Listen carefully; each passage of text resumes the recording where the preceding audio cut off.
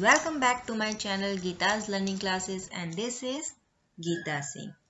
Today we are going to discuss about the topic phrase and its types.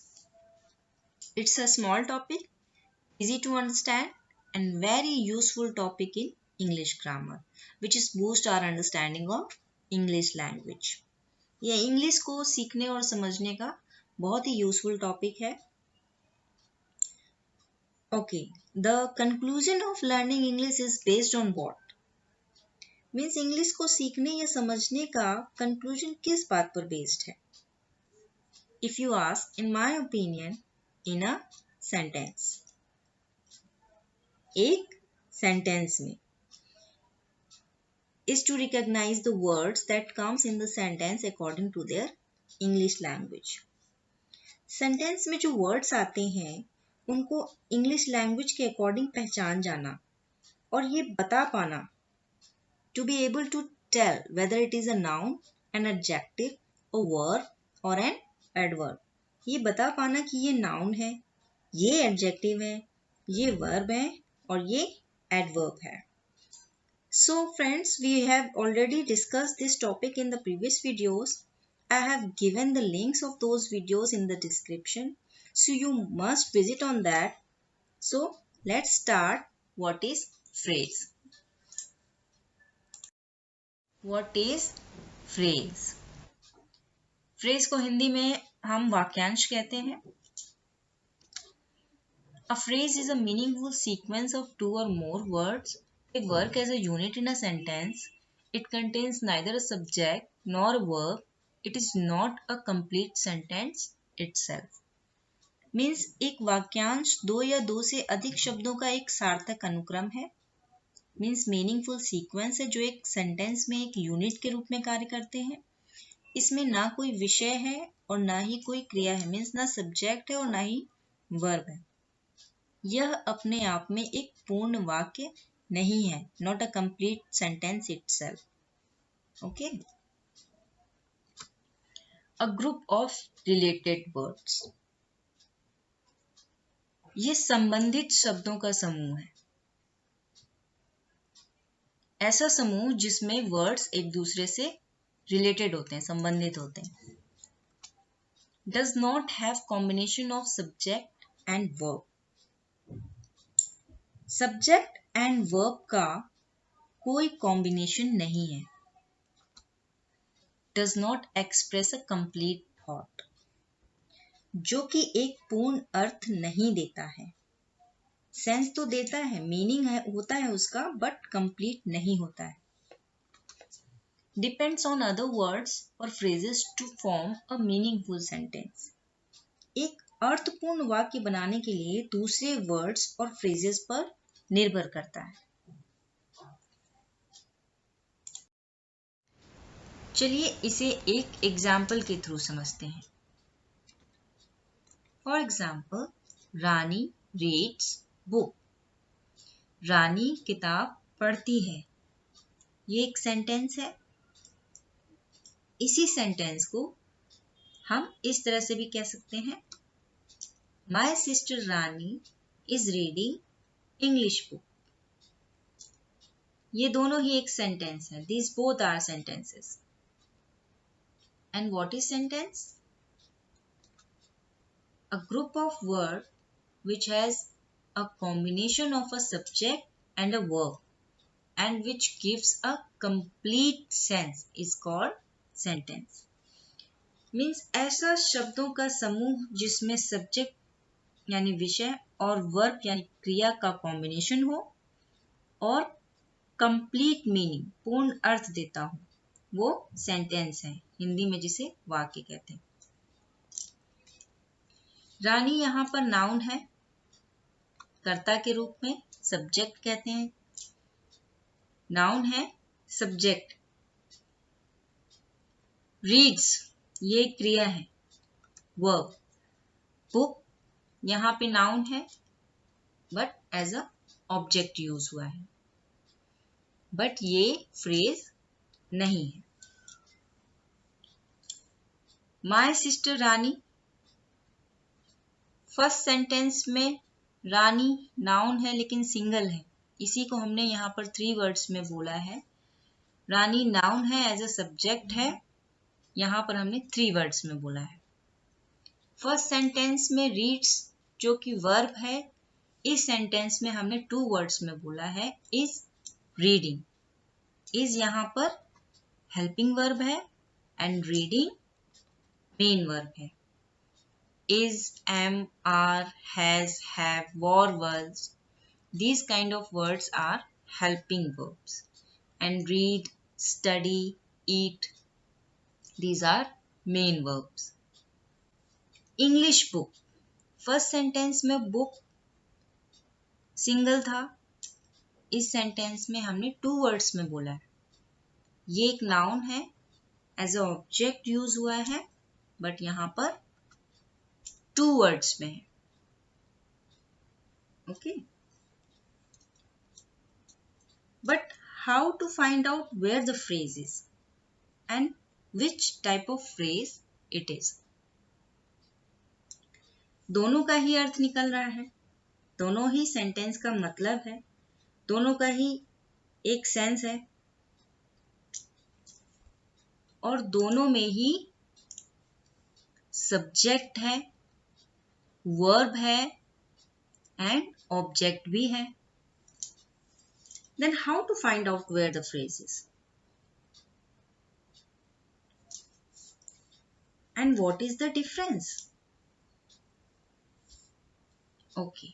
जब noun 2 और more words में हो तो वह एक phrase होता है।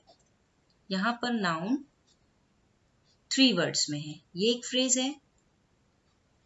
And verb भी 2 और more words में हो तो वो एक phrase है। यहाँ पे verb 2 words में है और ये noun भी यहाँ पर 2 words में है। My sister रानी, मेरी बहन रानी, इसका एक मीनिंग है कि मेरी बहन रानी, एक मीनिंग है, लेकिन मेरी बहन रानी क्या कर रही है? कोई कंप्लीट मतलब नहीं निकल रहा है और इसके साथ कोई वर्ब नहीं है, इसलिए ये एक नाउन फ्रेज है। इज रीडिंग यहाँ पर सिंगल था, यहाँ पर 2 वर्ड्स में यूज हुआ है।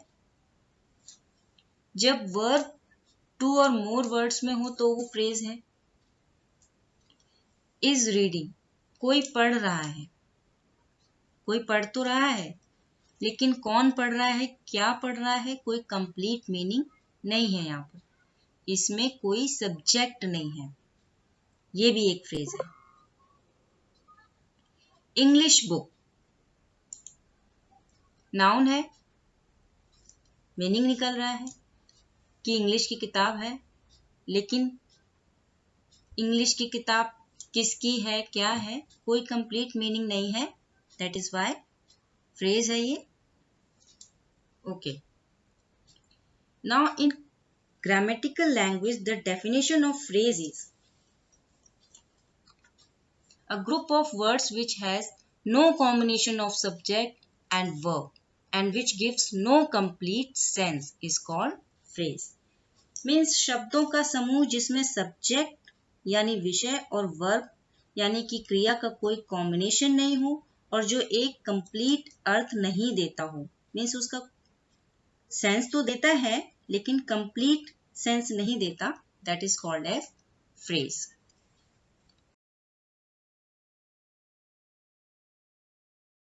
There are several kinds of phrases.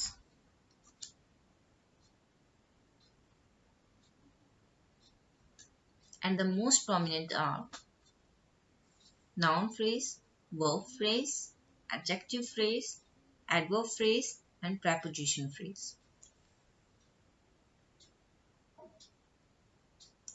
Let's talk about noun phrase. Noun phrase कौन से होते हैं? A noun phrase consists of a noun or pronoun or other related words. It functions as a noun. as a noun, it functions as a subject or an object or a complement. Means एक noun phrase में noun या pronoun या other related words means संबंधित शब्द होते हैं या हो सकते हैं. Its function as a noun, यह संज्ञा के रूप में कार्य करता है. संज्ञा के रूप में यह एक सब्जेक्ट और ऑब्जेक्ट और एज अ कॉम्प्लीमेंट मीन्स प्रशंसा के रूप में कार्य करता है. For example, she bought a decent black shirt. Shirt यहां पर नाउन है. शर्ट ये हमारा नाउन है.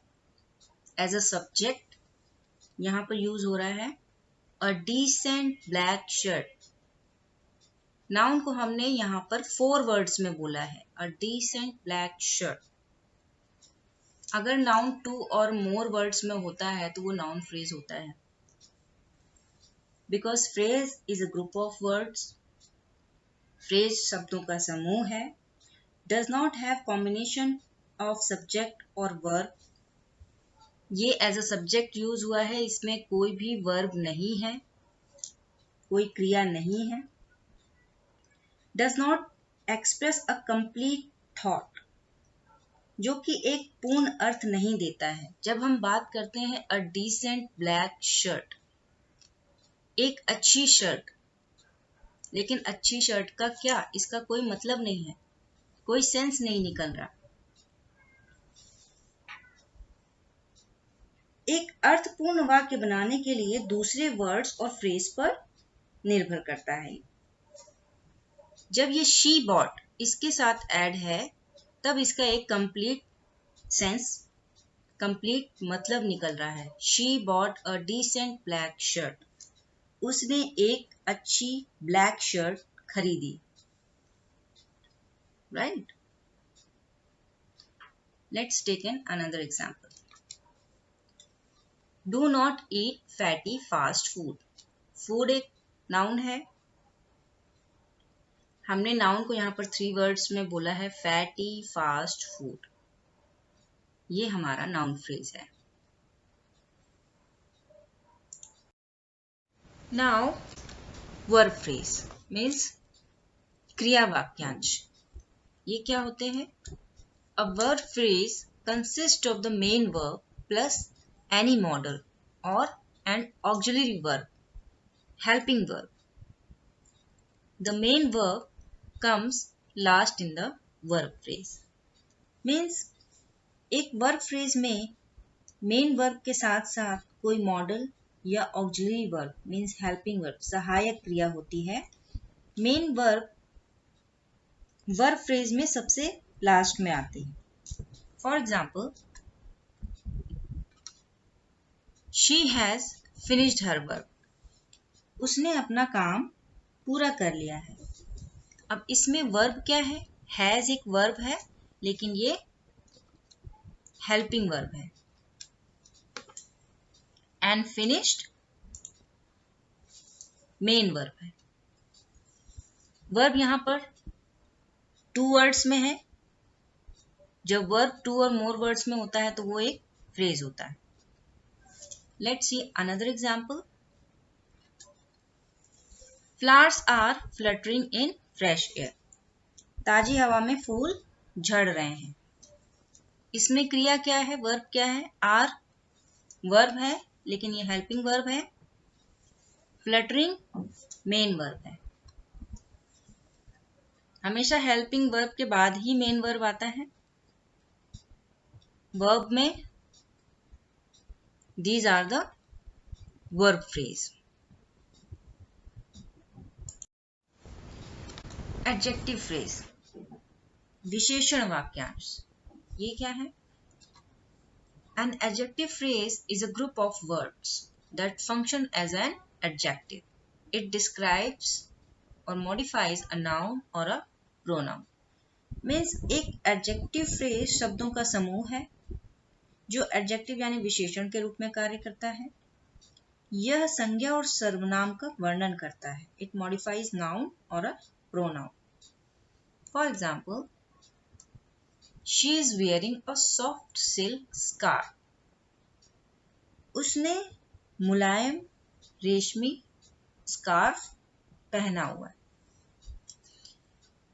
एडजेक्टिव क्या होते हैं? जो किसी की क्वालिटी को डिस्क्राइब करते हैं, किसी की क्वालिटी, किसी की विशेषता को बताते हैं. तो यहाँ पर स्कार्फ की क्वालिटी बताई जा रही है कि वो सॉफ्ट सिल्क है. एडजेक्टिव क्या है हमारा? सिल्क. सिल्क एक एडजेक्टिव है, लेकिन यहाँ पे 2 वर्ड्स में है adjective, soft silk. That is why adjective phrase. Let's take an another example. He is an extremely intelligent boy. यहाँ पर एडजेक्टिव इंटेलिजेंट है. इंटेलिजेंट एक एडजेक्टिव है जो कि 2 वर्ड्स में एक लड़के की इंटेलिजेंसी को बताया जा रहा है. He is an extremely intelligent boy. वह बेहद बुद्धिमान लड़का है. एक लड़के की खासियत को बताया जा रहा है कि वह बुद्धिमान है. एक्सट्रीमली इंटेलिजेंट 2 वर्ड्स में बताया जा रहा है. राइट? ये एक एडजेक्टिव फ्रेज है.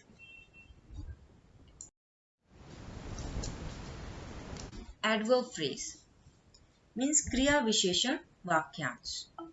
ये क्या होते हैं? An adverb phrase is a group of words that functions as an adverb. It modifies a verb or an adjective or another adverb. An adverbial phrase explains why or how or where or when an adjective or another adverb.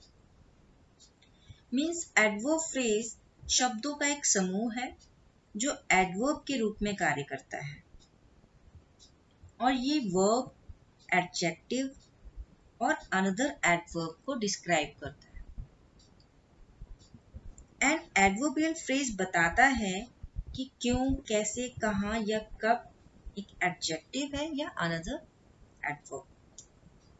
For example, they ran really fast.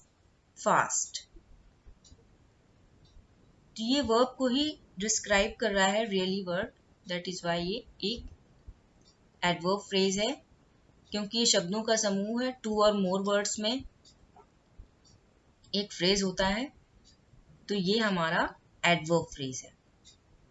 Now let's take another example. I will do in a minute. मैं इसे 1 minute में करूंगा. यहाँ पे क्रिया हो रही है, लेकिन उस क्रिया को बोला गया है कि मैं इसे 1 मिनट में करूंगा. 3 वर्ड्स में बोला गया है इस क्रिया को इन अ मिनट. ये हमारा एडवर्ब फ्रेज है. Preposition phrase. प्रेपोजिशन फ्रेज को हिंदी में हम संबंध सूचक अव्यय वाक्यांश कहते हैं. और ये क्या होते हैं? A preposition phrase is a group of words that begins with a preposition and includes the object of the preposition. It may include the object's modifiers also. Informs about time, location or preposition or condition. Means a preposition phrase शब्दों का समूह है जो एक preposition से शुरू होता है और इसमें preposition की वस्तु, ऑब्जेक्ट शामिल होते हैं. उसमें ऑब्जेक्ट्स मॉडिफायर्स भी हो सकते हैं. ये समय, स्थान, preposition या स्थिति के बारे में सूचित करता है. For example, he lived in a big city. यहाँ पर preposition क्या है? in. preposition क्या होते हैं? preposition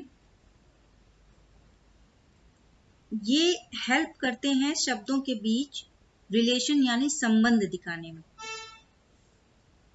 on, in, near, over, under, behind, with, from, to, at, for, since, these kinds of words are preposition.